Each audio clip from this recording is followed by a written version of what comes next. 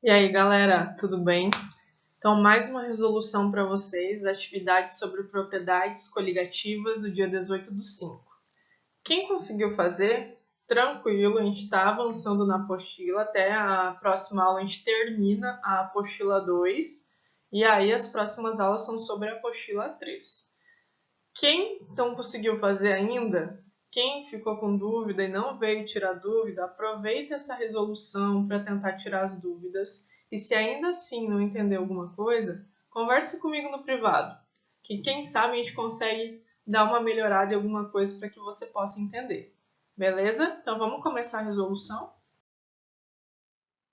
Começando lá, a primeira questão que aparecia falava que, comparando-se a mesma temperatura, as propriedades da água pura e as da água do mar, a água do mar deve apresentar menor, e aí entra aquela característica, né, de temperatura de ebulição, ou pressão de vapor, ou alguma daquelas propriedades coligativas.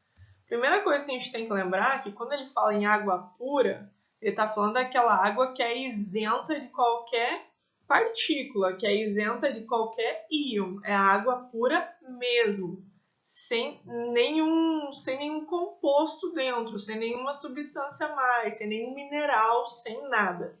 E aí ele está comparando com a água do mar. A água do mar ela é cheia de partículas e sais, né? Sais minerais e várias outras substâncias que participam aí daquela água. E aí o que a gente tem que interpretar? A água pura é aquela que tem uma determinada temperatura de ebulição e uma determinada pressão de vapor.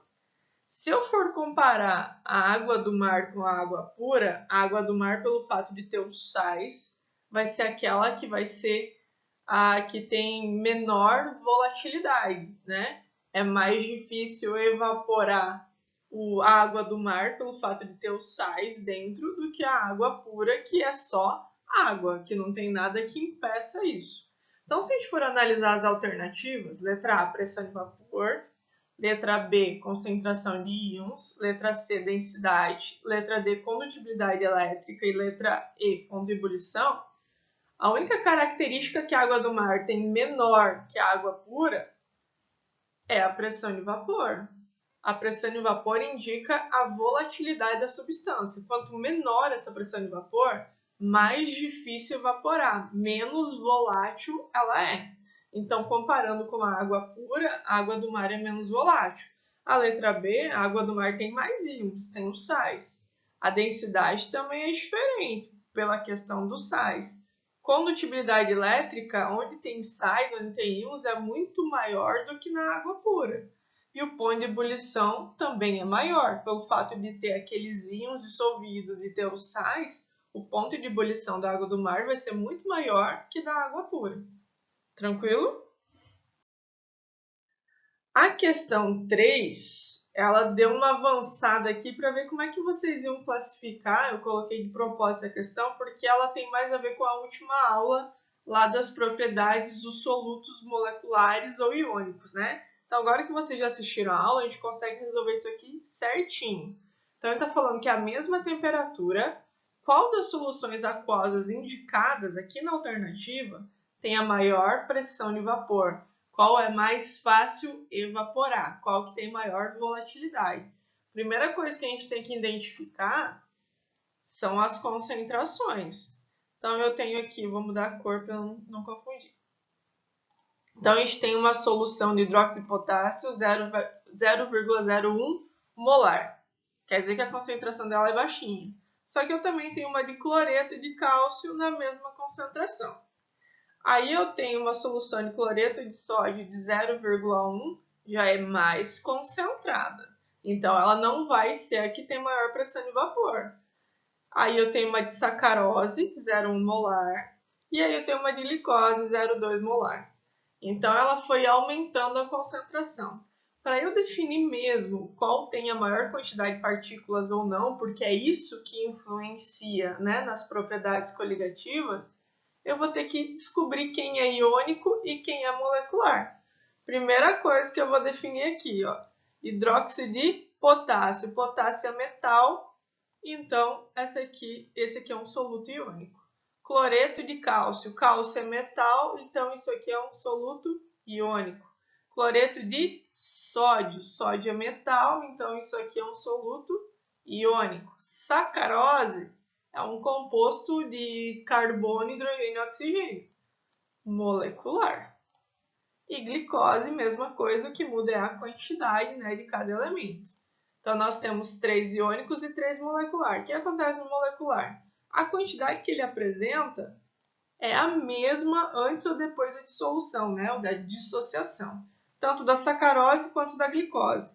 Como eles têm a maior concentração, eu já descartaria aqui sacarose e glicose, porque eu sei que 0,1 molar e 0,2 molar é uma concentração grande, se a gente comparar esses outros que estão aqui, né? E agora a gente vai ter que fazer a dissociação para descobrir a quantidade de partícula. Então, o primeiro é o hidróxido de potássio. Você tem KOH. Quando você quebra o hidróxido de potássio, você vai separar o K, que é o potássio, e o OH, menos. O potássio, como é da família 1A, ele vai ter só mais 1. Ele vai perder aquele 1 elétron.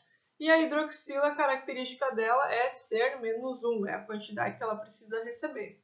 Então, o que aconteceu aqui? Eu tinha 1 mol, né, de sal, de KOH, e aí eu vou ter agora 1 potássio mais 1 hidroxila, vai dar 2 mols de íon. O que eu faço com isso? Como eu tenho 2 mols de íon, eu vou multiplicar pela concentração que ele me deu, 0,01 molar. Então, eu descobri a concentração que eu tenho de hidróxido de potássio. Já é um pouquinho mais do que apresenta ali. Por isso que é importante a gente saber definir o soluto iônico e molecular. Agora, a gente vai fazer para o cloreto de cálcio. Então, CaCl2, quebra ele no meio, separei em Ca2+, por que 2+? Porque ele é da família 2A, então ele vai perder 2 elétrons. E Cl-, por que tem esse 2 aqui na frente? Porque eu preciso balancear. Se eu tenho 2 cloros aqui como reagente, eu tenho que ter 2 cloros como produto. Não pode esquecer isso. Então, antes eu tinha 1 mol do cloreto de cálcio, agora eu tenho 1 cálcio mais 2 Cl. Então, eu tenho 3 mols de íon. Pega esse 3 e multiplica aqui pela concentração que ele falou que tinha de cloreto de cálcio. Então, 3 vezes 0,01 vai dar 0,03 molar. Então, a concentração dele já é maior que do hidróxido de potássio. Então, o hidróxido de potássio já está ganhando aqui. E aí, nós vamos fazer do último iônico, né? Já que a gente descartou os moleculares porque a concentração é maior. Então, a gente tem o cloreto de sódio. Quebra o cloreto de sódio no meio. Vai ficar Na+, mais 1 porque o Na é da família 1A, e o cloro é da família 7A, Cl-. A gente já viu ele antes. Então, eu tinha 1 mol de sal antes e agora eu tenho 2 mols de íon depois. Pega esse 2 e multiplica por 0,1, que é a concentração que ele deu. Então, você vai ter uma concentração de 0,2 molar. Então, se eu for comparar as concentrações que eu tenho dos solutos iônicos com os moleculares, o que tem a menor concentração é o de hidróxido de potássio, que ele tem 0,02 molar. Isso quer dizer que quanto menor a concentração do soluto, mais fácil evaporar. Se é mais fácil evaporar, maior a pressão de vapor daquela substância. Beleza? Dá um certo trabalho, mas pelo menos não é tão difícil quanto parece. Você já consegue definir ali a quantidade de partícula e ganhar essa questão. Número 4 da FUVEST. Tem 3 panelas, panela A, B e C, contém água pura. Então, nas 3 panelas tem água pura. Já vou colocar aqui, ó, panela A, B e C. Na panela A é adicionada uma colher de areia. E na panela B é adicionada uma colher de açúcar. E na C, nada é adicionado. As 3 panelas dos seus conteúdos são aquecidos até a fervura do líquido, até começar a ferver. Em quais panelas a ebulição ocorrerá na mesma temperatura? Justifique o porquê. Então, essa aqui era uma questão aberta que eu coloquei lá para vocês. O que a gente tem que entender aqui? Eu só tenho uma alteração da temperatura de ebulição quando eu estou formando uma solução com um soluto não volátil. Eu tenho que formar uma solução, eu tenho que ter interação do soluto com o solvente. Quando você coloca areia na água, ela simplesmente vai para o fundo. Ela sedimenta, ela não tem interação com a água. Ela não forma uma solução porque ela não se dissolve. Então, o que eu só vou levar em consideração aqui é a água. O açúcar na água é diferente. O açúcar na água ele forma uma solução, porque o açúcar ele se dissolve na água, ele tem uma interação com a água. E a água pura não tem nada. Então, o que eu tenho que levar em consideração? O único que vai mudar a temperatura de ebulição é aquele que tem o açúcar e a água, porque o açúcar agora está dissolvido naquela água e vai mudar a temperatura de ebulição da solução. A areia não tem interação com a água, então ele permanece com a mesma temperatura da panela C, que não tem nada na água. Então, as panelas que vão ocorrer a temperatura de ebulição a ebulição na mesma temperatura é a panela A, que é a da areia, né? A panela A, que é essa aqui, e a panela C. Porque a areia não tem interação com a água, ela não forma uma solução, ela não se dissolve na água, e a C porque só tem água pura. A B é aquela que tem mistura, que tem a solução misturada de água e sacarose. Então eu não posso considerar que a temperatura vai ser a mesma após colocar o açúcar. Eu vou ter alteração na temperatura de ebulição, porque eu estou colocando um soluto não volátil. Beleza? Número 5. Em regiões de baixa temperatura, a adição de um soluto não volátil aos radiadores dos automóveis deve-se ao fato dele provocar dos solventes existentes nos mesmos. Então, o que é esse soluto não volátil? A gente já falou sobre isso, é o etileno glicol. Ele é colocado para dias muito quentes para evitar que a água evapore tão rápido, né? Ele dá uma alterada na temperatura de ebulição, ele aumenta a temperatura de ebulição e nos locais frios ele diminui a temperatura de congelamento.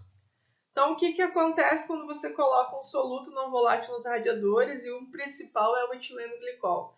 Ele vai diminuir a temperatura de congelamento e ali ele está pedindo para a gente completar, né? Deve ser o fato de ele provocar uma diminuição na temperatura de solidificação, que é a temperatura de congelamento. Então, se antes ele começava a congelar a 0 graus, com o uso do etileno glicol, agora ele começa a congelar a menos 2. Então, ele dá uma folga ali na temperatura, né? Quem sabe no dia não chegue a menos 2. Então, ele já vai evitar o congelamento da água do radiador. Beleza? Questão 6. Uma salada de alface foi temperada com solução de vinagre e sal. Isso é o que a gente faz diariamente em casa. Após um certo tempo, as folhas de alface murcharam. Por isso que a gente fala que tem que temperar a salada só na hora que vai para a mesa, né? A esse fenômeno chamamos de... O que acontece? E esse exemplo é usado... Eu sei que tem gente que já vê isso desde muito pequeno. A história da alface que murcha quando coloca sal, né, e vinagre. Esse fenômeno é o que a gente chama de osmose. O que acontece? Aquele alface, ele está no meio que tem vinagre e tem sal, que tem uma alta concentração. Os líquidos presentes dentro daquela alface saem da folha a tentar diluir a concentração de sal em que ela se encontra. E com isso ela acaba murchando. Até se você for ver quando você tempera a salada e deixa um tempo, ela forma uma quantidade maior de água do que ela tinha antes. É porque ela está tentando diluir aquela concentração de sal que foi colocada ali. Então o processo é osmose. E eu acho que essa é a última questão. A concentração de sais dissolvidos no lago, conhecido como Mar Morto, é muito superior às encontradas nos oceanos. A concentração de sal é muito, muito, muito grande. Por isso que muita gente vai para lá e parece que consegue sentar na água por causa dessa concentração grande de sal. Devido à alta concentração de sais nesse lago, a flutuabilidade dos corpos é maior do que nos oceanos. Isso a gente já respondeu aqui. Se você for pesquisar agora Mar Morto aí no Google, você vai encontrar milhares de fotos com pessoas flutuando. A concentração de sais altera a densidade da água. E aí tudo que você coloca lá consegue flutuar. porque ele alterou a densidade e aí tudo que você coloca é mais leve, menos denso do que a própria água. Número 2. O fenômeno da osmose provocaria a morte por desidratação de seres vivos que nele tentassem sobreviver. Mar Morto é porque não tem mesmo seres vivos dentro dessa água. Pensa um peixe nesse local e aí ele absorvendo toda aquela concentração de sais pela pele, né, pelas escamas. A tendência é que vá desidratando o corpo que está lá. Até porque quem vai nesse lago, até se a gente for ver nessa foto, você tem um período para permanecer nessa água, porque senão você começa a desidratar a sua pele. Isso faz uma diferença, fica ressecado. Né? Então, eu já colocaria 1 e 2 como correto. 3. A água congela-se facilmente nos dias de inverno. Essa 3 já está errada, por quê? Porque a gente acabou de ver a história do etileno glicol e quando a gente está adicionando um soluto não volátil na nossa solução, a gente está dificultando o congelamento. Se fosse fácil de congelar, os mares da Antártida estariam congelados e não os icebergs só de água doce, estaria o mar inteiro congelado. Então a 3 está incorreta. Então a resposta correta é a letra D, 1 e 2 são corretas.